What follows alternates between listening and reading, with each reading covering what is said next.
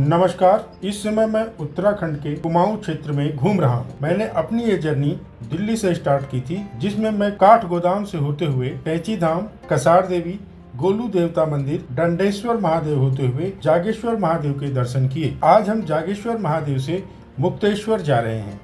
जागेश्वर धाम से मुक्तेश्वर की दूरी लगभग 80 किलोमीटर है और यह दूरी तय करने में 2 से ढाई घंटे लग जाते हैं।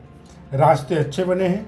रास्ते में डोल आश्रम भी पड़ा, जहाँ हम लोग गए भी। डोल आश्रम में दुनिया का सबसे बड़ा श्रीयंत्र स्थापित है, जो अष्ट धातु से बना है और जिसका वजन लगभग 1.5 क्विंटल है। यहाँ करीब 100 से अधिक छात्रों को मुफ्त में शिक्षा दी जाती है और यहाँ की लाइब्रेरी में 10,000 से भी अधिक किताबें बताई जाती हैं।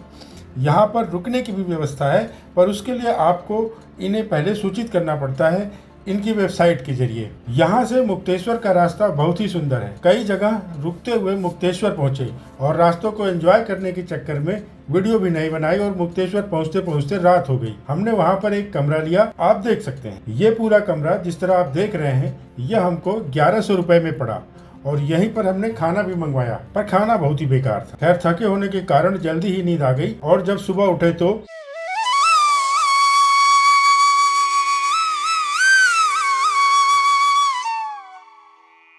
थोड़ी देर बाद में बाहर निकल गया। सोचा चाय पीऊंगा, पर कोई दुकान नहीं मिली जहां चाय पी जा सके, या कोई दुकान खुली ही नहीं मिली। और पूछने पर पता चला कि यहाँ 9 बजे के बाद ही दुकानें खुलती हैं। खैर, 9 बजे तक हम लोग नहा धो करके फ्रेश होकर के मुक्तेश्वर मंदिर की तरफ चल पड़े थे। यहाँ पास ही में एक फूल माला की दुकान है, जूस और चाय की छोटी सी दुकान है।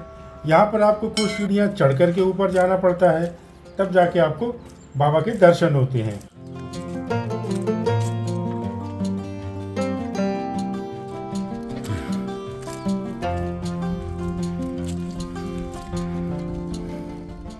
यहाँ पर मैंने पहली बार किसी मंदिर में पुजारी के रूप में किसी महिला को पूजा करते करवाते देखा, पर मैं आपको दिखा नहीं सकता क्योंकि उन्होंने कैमरे पर आने से मना कर दिया था।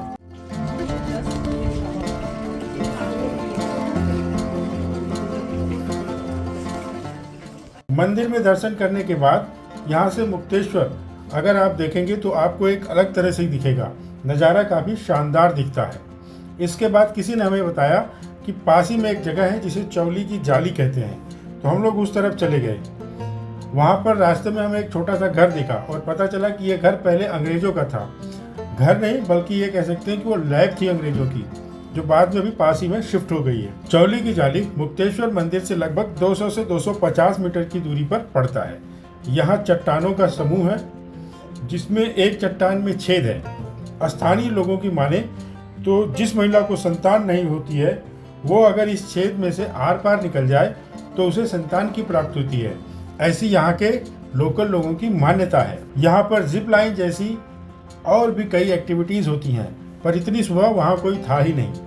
खैर, दर्शन करने के बाद और चौली की जाली घूमने के बाद हम लोग वापस आ ही रहे थे तो किसी ने कहा कि यहीं पास में 0 पॉइंट है, जहाँ से हिमालयन रेंज काफ़ी अच्छे से दिखती है, तो हम वहाँ चले गए।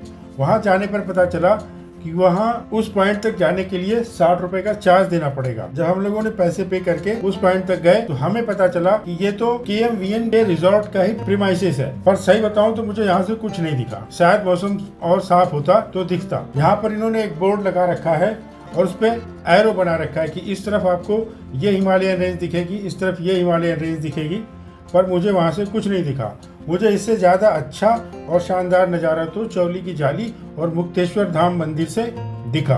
खैर, ये सब करते कराते 11 बज गए थे। हम होटल आए। रात को हमने आपको अपना होटल नहीं दिखाया था, तो ये आप देख लीजिए। इसके बाद हम लोग यहाँ से भीमताल के लिए चल पड़े। इस वीडियो में इतना ही। आपको ये वीडियो कैसा लगा अवश्य बताएं। को अगर आपने अभी तक सब्सक्राइब नहीं किया है तो सब्सक्राइब कर लें। आपको आपका कीमती समय देने के लिए धन्यवाद।